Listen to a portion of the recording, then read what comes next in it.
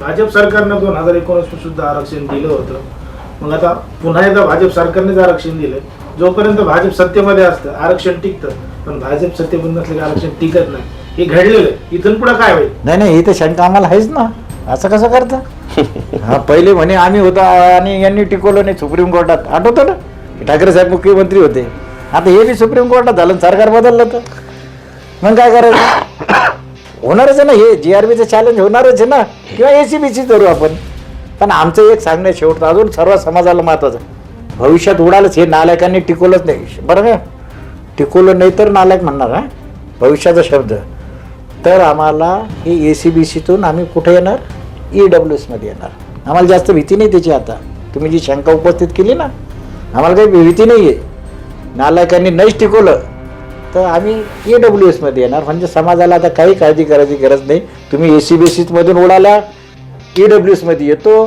काही मराठी आमचे OBC आता या शिंदे मुख्यमंत्री शिंदे समितीमुळे चाललेच आहे. मराठवाड्याची मराठ्यांना येणाऱ्या काळात लवकरात लवकर न्याय मिळणार अशी मला ह्या अनेक वर्षापासून काम करण्याला खात्री आहे. कारण आंदोलनात त्याचा आमचा चांगला मिळाला. आता मला सांगा, मलाच विखे पाटला मी उभं नाही केलं समजा, काय करणार मी?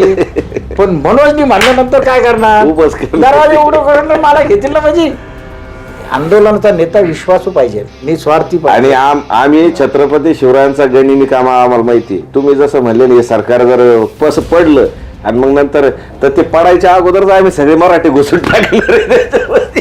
मग आता आरक्षण टिकवायचं असेल तर सत्तेमध्ये भाजपला टिकवावं लागेल का? नाही अशातला काही भाग नाही.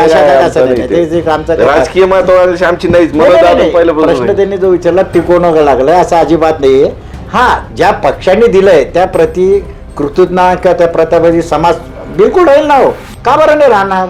समजा BJP आले ना, आता मग भविष्यात चांगलीच वाढणार. ते आमच्या मराठवाड्याचं देऊ द्या, मराठवाड्याचं मराठ्यांना मिळू द्या. मग समजल BJPला नाही राहिलो आम्ही पाठीमागं तर काय, कुणाच्या पाठीमागं राहणार का? पाकिस्तानच्या पाठीमागं राहणार का आम्ही?